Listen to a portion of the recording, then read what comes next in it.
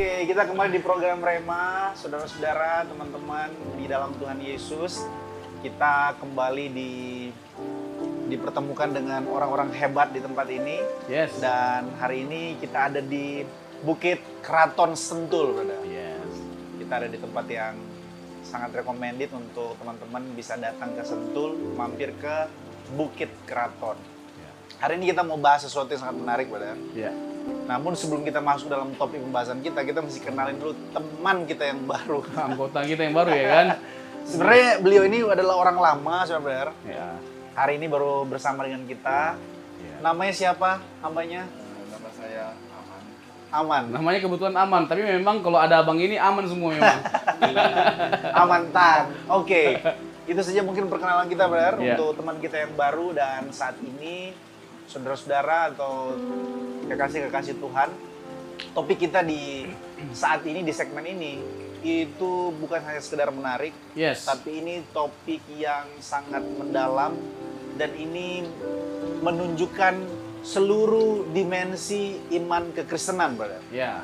Karena kita akan membahas topik tentang kisah atau cerita tentang bagaimana Abraham mempersembahkan anaknya yaitu Ishak. Tentunya sebenarnya banyak ya brother ya yang menjadi pembahasan dari Abraham Ya. ini. Kayak siapa pada akhirnya yang dipersembahkan. Betul. Atau yang lebih kontroversial lagi, kok Tuhan meminta Abraham mempersembahkan anaknya sebagai korban bakaran. Nah, itu agak ini sih agak paradoks ya. Iya. Padahal Tuhan sendiri melarang umat Israel untuk mempersembahkan anak sebagai korban bakaran. anak sebagai korban Kok bakaran. bisa-bisanya kayak Allah itu bertentangan dirinya sendiri Nah, gitu loh.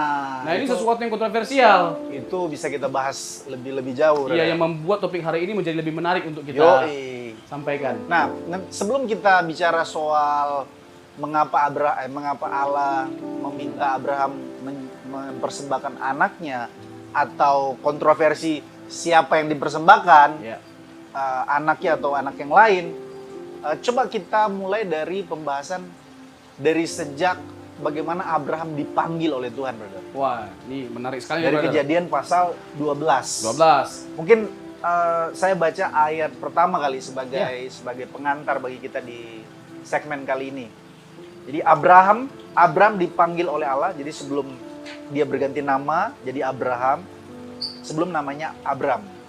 Ayat pertama, berfirmanlah Tuhan kepada Abram, pergilah dari negerimu dan dari sanak saudaramu dan dari rumah bapamu, ini ke negeri yang akan kutunjukkan kepadamu.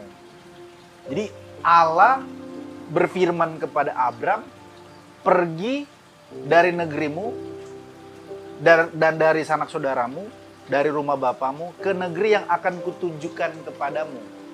Persoalannya negeri yang ditunjukkan oleh Allah ini kepada Abraham pun sendiri nggak tahu, Brother. Ya. Itu bagaimana? Brother bisa kasih elaborasi lebih jauh. Ya, Bagaimana makanya Abraham ini menjadi salah satu tokoh besar yes. di agama Samawi, bukan Ya. cuma di agama Kristen, di agama Samawi. Ya.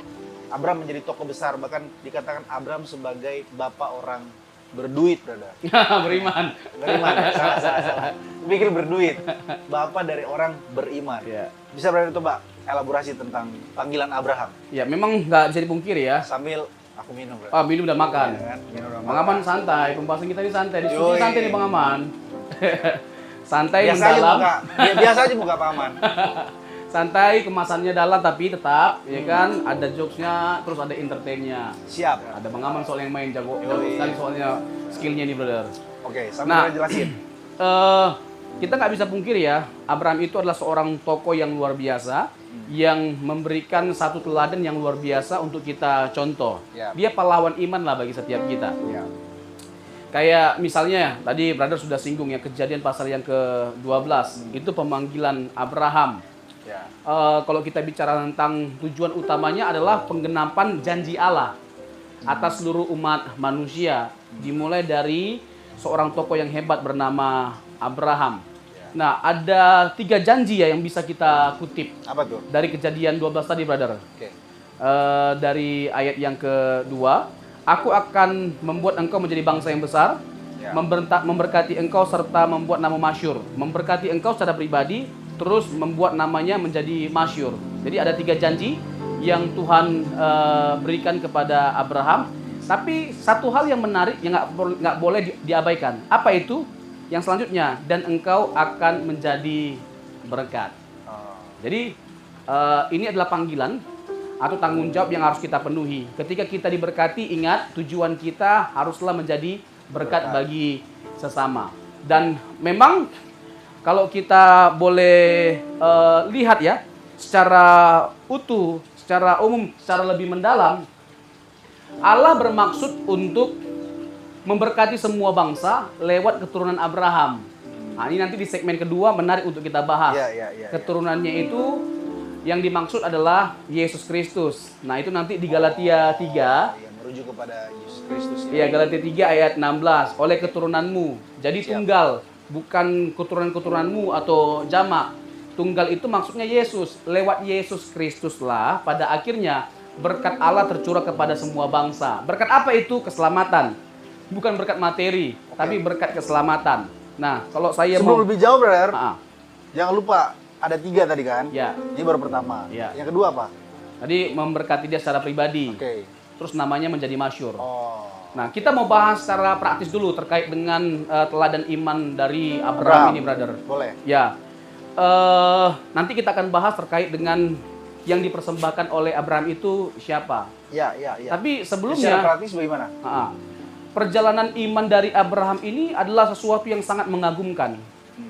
Dia belum terlalu dalam mengenal Allah, tapi dia bisa mau mendengar, taat dan tunduk atau setia kepada Allah. Ya, itu memang Ini sesuatu yang luar biasa. itu apa ya istilahnya iman abstrak. Iya. Bisa dibilang iman abstrak nggak? Ya, contoh sederhananya begini, bagaimana brother bisa mempercayakan sesuatu sama saya, sama aku, brother, sementara brother belum terlalu kenal sama aku kan? Iya. Misalnya minjam uang, Nggak ya kan? mungkin. Apalagi dalam jumlah besar, lalu dengan mudahnya brother untuk memberikannya, kayaknya langka lah, kalaupun ada itu langka sekali lah. Tapi biasanya brother tetap pinjemin. Tetap, apalagi kalau brother sendiri. Yoi. Iya kan?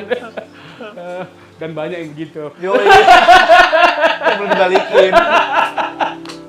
Jadi intinya adalah kita melihat satu sosok yang luar biasa, satu teladan yang luar biasa dari tokoh yang bernama Abraham ini.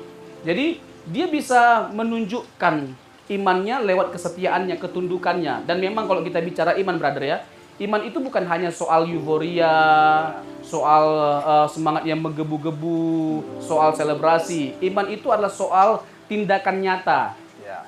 Ya kan? Ada niat, ya harus.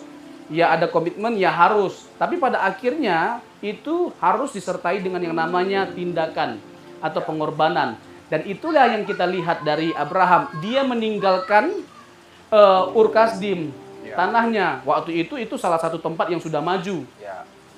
Ya, berbagai macam kenyamanannya, ya kehidupannya atau apa yang dia miliki di Ur, dia tinggalkan demi mengikuti Allah yang dia pada waktu itu nggak terlalu kenal. Bisa loh dia tunduk gitu loh. Itu yang membuat kita kagum dengan sosok yang satu ini, brother. Salah satu poin penting juga, brother, kalau bicara tentang pemanggilan Abraham, jangan sampai kita berpikir juga terbalik bahwa imannya Abraham lah yang membuat dia dibenarkan. Ya. Tapi yang harus kita ingat adalah Allah yang pertama kali menjumpai Memprakarsai, Abraham. Kan? ya.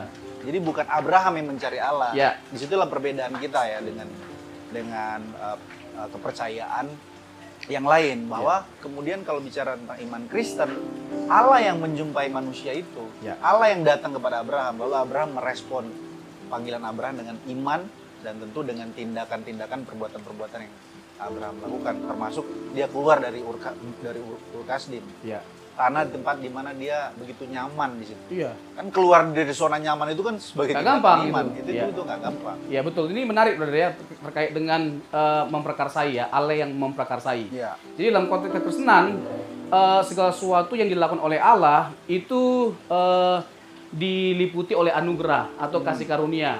Jadi kalau kita bicara tentang kesuksesan, keberhasilan, ya itu semua karena kasih karunia Allah. Nah, layak untuk kita menghayati dengan dalam kasih karunia Tuhan. Kalau kita menyadari bahwa segala sesuatu karena kasih karunia Tuhan, nggak ada ruang bagi kita untuk menyombongkan diri. Ya. Ya, jadi sehebat-hebatnya, sebesar apapun prestasi kita, setinggi apapun pangkat kita, ingat semuanya itu semata-mata karena kasih karunia Tuhan. Sama seperti Abraham gitu loh. Pertama-tama ya Tuhan yang datang memanggil dia, lalu ada respon dari Abraham. Sekalipun kita kagum dengan ketundukannya, kesetiaannya, tapi ingat kasih karunia Allah yang mendahului semuanya. Wah, keren banget. Ini semakin dalam pembicaraan kita nih Pak Aman. Mungkin di segmen selanjutnya Pak Aman bisa ngasih sumbangsi pemikiran lah ya. Harus dong. Iya kan? Jadi kita tutup dulu segmen ini, kita sambil minum, brother, sambil makan. Untuk supaya kita masuk lebih jauh lagi, lebih dalam terkait bagaimana iman Abraham ketika dia mempersembahkan anaknya Ishak, dan apakah betul Ishak yang dipersembahkan. Nanti kita coba lihat lebih lanjut apa kata Alkitab terkait dengan persembahan Abraham atau iman Abraham ketika mempersembahkan Ishak.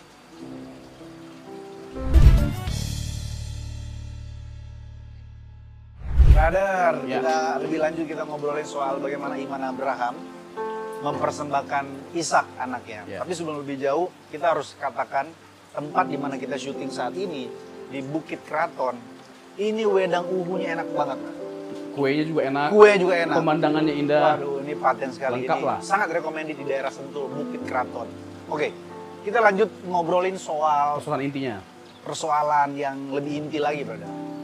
Jadi, benarkah yang dipersembahkan Ishak, brother? Oke. Atau ada anak yang lain yang dipersembahkan oleh Abraham? Ya.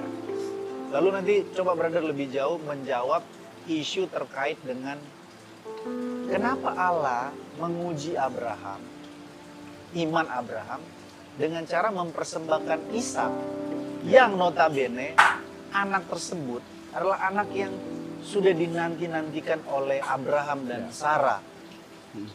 Mereka bahkan dapat anak Ishak itu kan di usia mereka yang sudah usia indah lah, bisa dibilang gitu. Kenapa Tuhan meminta Abraham untuk mempersembahkan anak yang dia kasih, yang dia cintai gitu. Di masa tua mereka juga. Dan sepertinya seperti kontradiksi dengan diri Allah. Ya. Mempersembahkan anak di satu sisi, dia melarang untuk seseorang mempersembahkan anak kepada dewa-dewa gitu. Nah ini bagaimana penjelasannya? Nanti coba brother coba jawab dulu terkait dengan benarkah Ishak? Oke. Atau ada yang lain? Oke, ini Dari menarik. data-data firman. Ini menarik sekaligus ya, mudah-mudahan jawaban kita ini bisa membantu orang-orang yang sedang bergumul. Ya. Sebenarnya siapa yang dipersembahkan oleh Ishak, dan yang lebih menarik lagi brother, apa yang membuat kita nggak lagi seperti orang perjanjian lama, orang-orang Yahudi mempersembahkan korban. Nah ini sesuatu yang lebih one step closer gitu loh. Siap-siap. Sudut pandang teologis lebih mendalam. Yes. Ya. Nah jadi gini, Abraham punya istri namanya Sarah. Ya. Lalu Sarah disebut sebagai perempuan yang mandul, Ya. nggak bisa punya anak. Nah pada waktu itu nggak bisa punya anak adalah sesuatu yang aib, sesuatu yang memalukan. Nah dia merasa diri rendah, Ya. ya kan, kayak kehormatannya itu hilang hanya karena nggak punya anak. Lalu apa yang dilakukan oleh Sarah? Dia suruh brother Abraham untuk mendekati Hagar, dalam tanda petik pembantunya lah. Oke. Ya kan? Supaya punya anak dan supaya keturunan Abraham tidak menjadi putus. Nah masalah itu dimulai dari sini, ya kan, namanya laki-laki brother ya, nggak disuruh aja bisa menyimpang, apalagi disuruh. Biasa aja dong Paman. Kok gini mau bang, kok tiba-tiba Iya. langsung tertarik ke tengok. Pas ngomong laki-laki langsung. Biasa Iya aja kan? dong Paman. Nggak disuruh aja pergi. Tapi mudah-mudahan nggak ada pria-pria dari program Rema yang seperti itu ya. Oh ya nggak ada. Semuanya lah, setia. Nggak ada lah. Aman semua ya. Aman. Bisa dipercaya. Bisa dipercaya. Nah, jadi akhirnya Abraham punya anak dari yang namanya Hagar. Hagar. Oke. Ya. Tapi kalau kita lihat di Kejadian pasal yang ke-18, ini menarik brother. Di sana kan ada dua peristiwa. Yang pertama memberitahukan bahwa Abraham akan punya anak dari Sarah. Meskipun Sarah ketawa kan? Iya. Karena bagaimana mungkin aku yang sudah setua Sudah ini setua ya. bisa punya anak? Karena udah mati pucuk.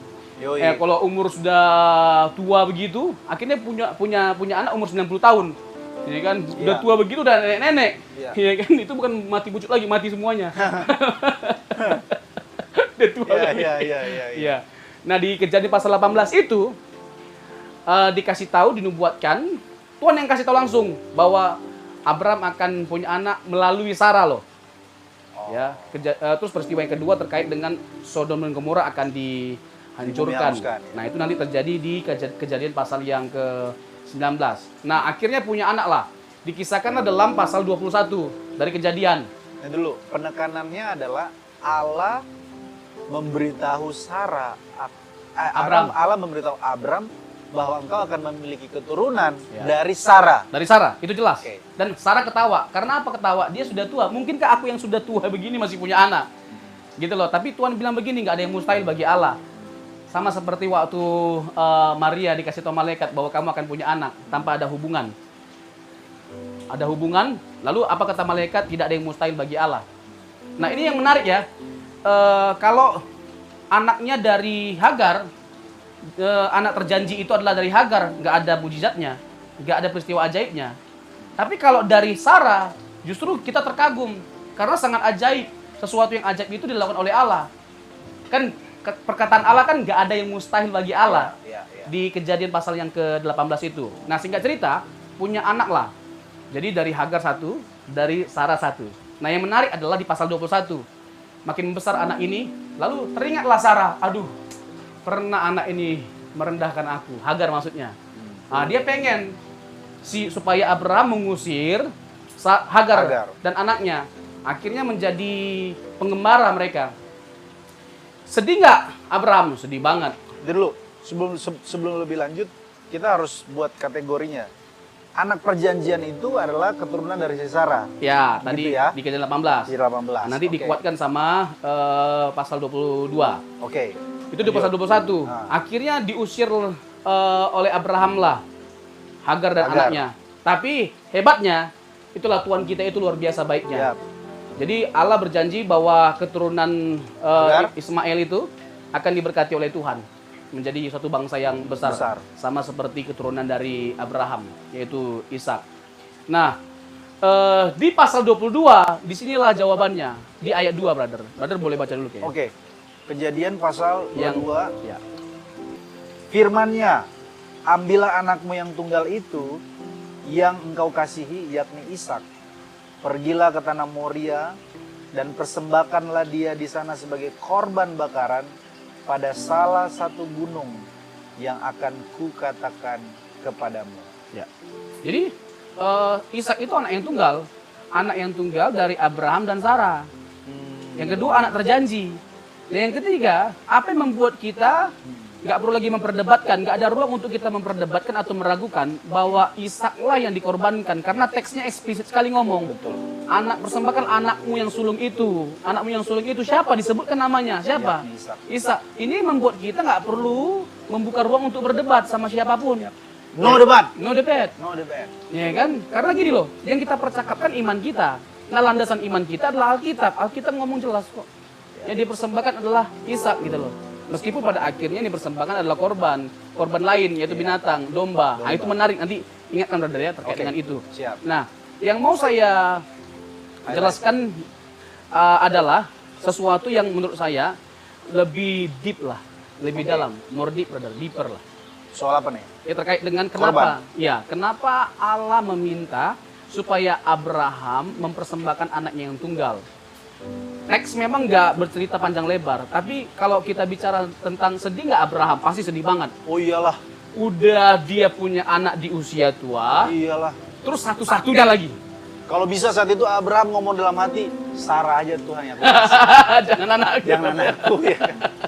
Kalau bisa istriku aja Tuhan yang kau ambil. Nah, lagi-lagi brother, apa yang membuat kita kagum dengan Abraham? Dia nggak berbantah-bantah. Dia nggak berdebat dengan Tuhan, dia nggak banyak tanya, dia tunduk aja, dia taat saja. Ini yang membuat kita kagum sama orang yang satu ini. Nah, maksudnya belajar banyak kita dari tokoh yang satu ini. Ya, bagaimana kita menjadikan Tuhan sebagai yang paling berharga. Nah, Abraham tunjukkan itu. Anak adalah salah satu harta, bahkan harta yang boleh dianggap paling berharga dari orang tua. Tapi yang paling berharga mampu dia korbankan karena atau bagi Allah. Itu menunjukkan bahwa benar Abraham memandang bahwa Tuhan itu lebih berharga dari apapun dan siapapun. Harusnya begitu. Ini spirit yang harus kita punyai sebagai orang Kristen. Filosofi hidup. Filosofi hidup yang harus kita miliki. Kalau nggak mampu kita jadikan Tuhan sebagai yang lebih berharga dari apapun dan siapapun, nggak ada lagi harganya hidup kita. Ngeri Udah nggak kali bernilai quote hidup ini. kita. Tolong ditulis di bawah di sini ya. Iya dong. Coba diulangi lagi brother tadi. Nggak bisa diulang lagi, Bro. Kalau kita nggak mampu menjadikan Tuhan lebih berharga dari apapun dan siapapun, udah nggak berharga lagi hidup kita. Betul. Hidup kita udah nggak bernilai. Jadi dengan kata lain keberhargaan kita adalah di saat kita menaruh Tuhan lebih berharga dari apapun dan Exactly. siapapun di dalam hidup ini. Yes. Itulah Abraham. Itulah yang ditunjukkan oleh Abraham pada waktu itu. Dengan dia tidak berbantah-bantah, dia nggak berdebat. Ya, Nah, memang ini dia masuk kepada hal yang bersifat teologis, brother. teologis ya. Kenapa pada akhirnya Tuhan meminta? Tadi kan brother udah singgung di pendahuluan. Ya, ya. Abraham untuk mempersembahkan Ishak sebagai korban bakaran. Padahal itu kan sesuatu yang seakan-akan bertentangan dengan diri dirinya, Allah. iya, iya. Sementara umat Israel dia marah kayak di satu raja-raja, di dua raja-raja. Kita bisa lihatlah di Yeremia, Tuhan mengatakan bahwa adalah sesuatu kekejian di mata Allah ketika ada seseorang yang dipersembahkan sebagai korban bakaran. Kayak ke dewa Molok misalnya. Itu Allah marah sekali. Nah, bagaimana mungkin kok tiba-tiba Allah menyuruh Abraham mempersembahkan anak gitu loh sebagai korban bakaran? Insight apa ini, brother? Insight apa? Udah nggak sabar nih kita nih. Jawabannya dia di pasal 22 tadi, brother. Pasal Ayat 22 ayat 1. Setelah semuanya itu, Allah mencoba Abraham. Ia berfirman kepadanya, Abraham, lalu sahutnya, ya Tuhan. Ada nggak mencobai Abraham, brother? Ada kata mencobai ya. Poinnya di situ. Setelah semuanya itu, Allah mencoba Abraham. Ya. Poinnya memang di situ kan ada orang yang menafsirkan jangan mencoba tapi menguji. Tapi terlepas dari apapun kata yang tepat, intinya adalah ini bicara tentang pembuktian. Makanya tadi di awal kita bilang, brother, iman itu bukan hanya soal euforia. Bukan hanya soal kita bersemangat atau menyala-nyala atau berkobar-kobar. Ya. Bukan itu. Bukan hanya sekedar percaya secara akali, atau logika. secara logika, secara keyakinan. Ya, tapi soal pembuktian lewat tindakan, lewat kehidupan kita, lewat pengorbanan. Nah, Tuhan ternyata lihat bahwa Abraham sukses di situ. Jadi kan pada akhirnya nggak jadi dikorbankan. Jadi maksud Tuhan bukan dalam pengertian benar-benar dia menginginkan supaya Abraham membakar anaknya. Oh. Tidak. Tapi lebih kepada sejauh manalah Abraham ini dapat membuktikan kesetiaannya kepadaku. Wow. Ini pun bisa berlaku untuk kita ya, Semua. sebagai pengikut Kristus ya. Dan tujuan inti dari ujian adalah supaya kita menyadari bahwa hidup kita itu hanya bisa bergantung sepenuhnya kepada Allah, bukan pada apapun dan siapapun. Gitu, brother. Nah, jadi di pasal 22 ini ya kita lihat pada akhirnya bagaimana malaikat Tuhan, ya kan, bilang apa? Jangan kau apa-apakan Sudah anak itu. ketahui. Ya, sekarang aku sudah tahu terkait dengan ketaatannya, kesetiaannya. Ya. Jadi itu yang membuat Allah bersukaria dan mau memberkati dia lebih lagi. Wow. Karena apa? Karena dia seorang yang memang didapati benar-benar apapun mau dia lakukan untuk Tuhan demi Tuhan, bahkan mempertaruhkan nyawa anaknya. Nah, yang menarik, brother, ayat 13. Ayat 13. Siap, ayat 13. Tapi sebelum nanti brother atau sebelum nanti kita kelupaan, sebelum nanti saya baca ayat 13 ini, jangan lupa brother di closing statement ini, di akhir-akhir ini brother mesti berikan satu argumen mengapa Paulus mengaitkan kemudian Galatia si 3:16. Abraham Oke. dengan Yesus. Ada sebuah tipologi tentang bagaimana Abraham mempersembahkan Ishak dan bagaimana Allah mempersembahkan anaknya yang tunggal. Nanti bisa masuk ke situ, brother. Ayat 13. Lalu Abraham menoleh dan melihat seekor domba jantan di belakangnya yang tanduknya tersangkut dalam belukar. Abraham memanggil domba itu lalu mengorbankannya sebagai korban bakaran pengganti anak. Ya, ini menarik sekali ya. Maksudnya saya lagi-lagi ya salut dengan inisiatifnya. Ya. Jadi tetap dia mengupayakan bagaimana mempersembahkan sesuatu kepada Tuhan. Domba diambilnya, gitu loh. Tapi apa pernyataan ayat 14 oleh Abraham? Ayat 14. Dan Abraham menamai tempat itu Tuhan menyediakan. Jehovah Jireh. Ya. Ini kalimat profetik ya. Lalu Sebab itu sampai sekarang dikatakan orang di atas gunung Tuhan akan disediakan. nah ini yang disebut dengan tipologi yang merujuk kepada Yesus Kristus. Oh. Jadi God Himself will provide the sacrifice. Jadi Allah sendiri yang akan menyediakan korban itu. Jadi kenapa ini disebut sebagai kisah tipologi yang merujuk kepada Tuhan Yesus? Ya. Karena pada akhirnya kita tahu Allah akan menyelesaikan masalah dosa dengan mempersembahkan anaknya yang tunggal. Nah, kalau Abraham disayangkan nyawa anaknya, kalau Tuhan Yesus dia sampai kehilangan nyawanya. Wah, ini makin lebih deep lagi. Nah, perbedaannya di mana? Mengapa sampai pada kehilangan nyawanya? Karena kita adalah orang-orang yang kehilangan nyawa karena dosa. Nah, untuk menebus kita, Tuhan melakukan satu pengorbanan. Dia kehilangan nyawanya supaya kita mendapatkan nyawa kita. Nah, Galatia 3:16 berarti. Galatia 3:16. Wah, ini semakin dalam nih. Ini di menit-menit terakhir kita Galatia 3:16. 16. Adapun kepada Abraham diucapkan segala janji itu, dan kepada keturunannya tidak dikatakan kepada keturunan-keturunannya, seolah-olah dimaksud banyak orang, tetapi hanya satu orang, dan kepada keturunanmu, yaitu Kristus. Jadi berkat Abraham itu tolong digarisbawahi. Berkat Abraham itu adalah berkat keselamatan yang diberikan melalui Yesus Kristus. Amin. Oleh keturunanmu itu adalah satu hal yang merujuk kepada Yesus Kristus. Nah, terakhir nih brother, Ibrani pasal yang ke-11, Ibrani 11. ayat 17. Nah, saya singgung dulu ya brother, tarik dulu ya. Oke. Jadi, tentu kita bertanya, kenapa ya sampai segitu percayanya Abraham kepada Tuhan? Sehingga apapun dia lakukan sampai dia persembahkan anaknya mau dipersembahkan sama Tuhan. Nah, ini jawabannya. Kualitas imannya itu Luar biasa. paten. Karena iman, maka Abraham tak kala ia dicobai mempersembahkan Ishak. Ia yang telah menerima janji itu rela mempersembahkan anaknya yang tunggal. Terus brother? Ayat 18, walaupun kepadanya telah dikatakan keturunan yang berasal dari Ishaklah yang akan disebut keturunan.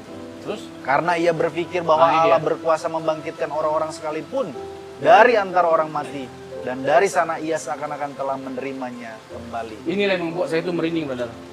Sebegitu percaya dia sama Tuhan yang nggak terlalu dalam dia kenal. Ya. Seharusnya kalau kita harusnya lebih-lebih lagi daripada Abraham. Ya. Udah ada Alkitab dan utuh gitu loh Ya. yang kita dapatkan. Bahkan sudah ada cerita mengenai Yesus Kristus yang adalah Allah itu sendiri yang mempersembahkan dirinya, nyawanya bagi setiap kita. Seharusnya lebih dalam lagi pengorbanan kita, kesetiaan kita, percaya kita sama Tuhan melebihi daripada Abraham. Tapi at least Abraham itu menjadi model iman kita. Bagaimana kita mengikuti Tuhan seperti Abraham contohnya, yang apapun dipertaruhkan bagi kemuliaan Tuhan. Kita nggak takut sedikit pun karena kita tahu segala-galanya sudah dipersiapkan oleh Allah yang terbaik dari yang terbaik. Amin. Amin. Gitu, brother. Itu closing statement yang Pak Aman ada mau closing statement soal iman Abraham? Jujur sempat terkagum dengan tokoh Abraham ini. Dengan sekian lama dia menunggu seorang anak. Lalu ketika dia mendapatkan seorang anak, Tuhan bilang suruh korbankan. Saya jujur gimana ya untuk Mudah-mudah. sangat susah sekali. Pasti menurut susah, saya. benar. Makanya tadi kita udah singgung. Itu sulit sekali kalau bukan karena iman yang besar, yang berharga, menghargai Tuhannya, tidak mungkin dia bisa mempersembahkan anaknya Ishak. Mantap. Thank you Pak Aman.